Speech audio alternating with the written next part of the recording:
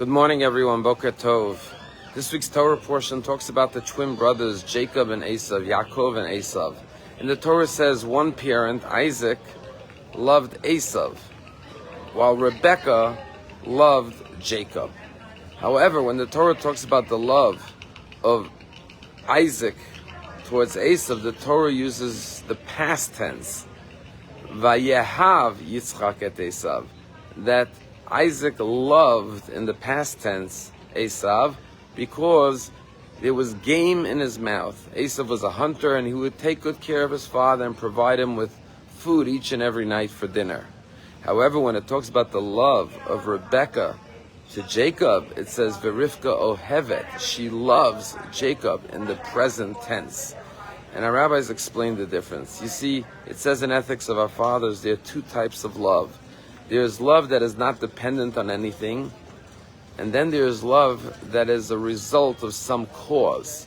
And Pirkei Avot says, when love is dependent on a cause, if you remove the cause, the love disappears. The love stops, because the cause is no longer there to generate the love. However, when the love is not dependent on anything, it's what we call unconditional love, then the love is never ending, because there is no cause, and therefore it is not a result of anything. It's an innate love, and it can never end. And therefore, since Isaac's love was dependent on the food that Esav brought him, it's past tense. It's not necessarily permanent. However, the love of Rebekah to Jacob is permanent, because it wasn't dependent on anything.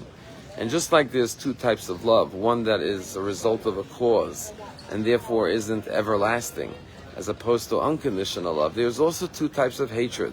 There's a hatred that is born out of a cause. There's a reason for the hatred.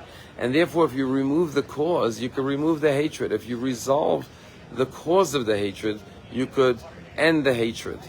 However, when the hatred is what we would say is unconditional hatred, it's not dependent on anything, there's no cause for it, it's not a result of anything, it's just innate hatred, then unfortunately there's nothing that you can do to remove that hatred. That hatred is permanent.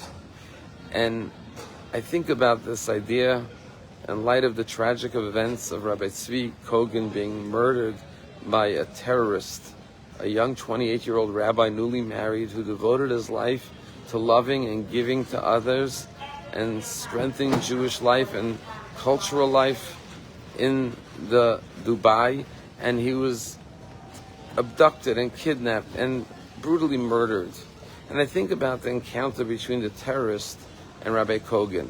You have the two extreme opposites. You have the epitome of love and kindness and goodness, what you would call the unconditional love for every human being, regardless of who they are and what they believe and what they stand for. Just loving every human being and every single Jew unconditionally, giving and loving. Encountering the ultimate evil, a ruthless killer who just didn't know this rabbi, just knew that he was a Jew and wanted to kill him and murdered him in cold blood. It was the confrontation between the ultimate good and evil. And while in this instance, evil defeated goodness and murdered the innocent rabbi, ultimately we know that goodness always prevails. And that's why Rabbi Duchman, the chief Chabad rabbi of the United Arab Emirates, announced at the funeral that they will build a new Jewish institution in Dubai called Beit Tzvi, the House of Tzvi, that will carry on his light and his love and his goodness for all of eternity, so that his life will never end, his mission will never end, his purpose and his love will carry on through the House of Tzvi that will be erected. And it was very quickly that the Kushner brothers, first Jared and Ivanka, announced $1 million gift for this new institution, and then his brother Josh announced another $1 million. And God willing, they'll raise many, many more millions and make a tremendous statement that we will never cower in the face of evil. We will never flee. On the contrary, we will build stronger and greater and be more determined with more Jewish resilience and strength to carry on the light, because we will never allow evil to defeat goodness. In 1957, in May, the people of Kfar Chabad, the village that was being established in Israel, were struck by a terrorist attack, where terrorists came into the synagogue of one of the schools and murdered 5 students, a teacher, and wounded many others. And the members of the community were tragically devastated by this pogrom that happened in Kfar Chabad in Israel. They were mostly Russian immigrants who had come to Israel to find a better life. And they wrote to the Lubavitcher Rebbe at 770 Eastern Parkway. And the answer came via telegram just a few days later, 3 words. And the message of the Rebbe was 3 words, Behemshech habinyan tinachamu. Through the continuation of the building of the village of Israel, of developing the land of Israel, you will be comforted. And sure enough, they built a new school, a new vocational school with a new synagogue in memory of those students. And today the village, of course, is a beautiful village with thousands of families living a holy life.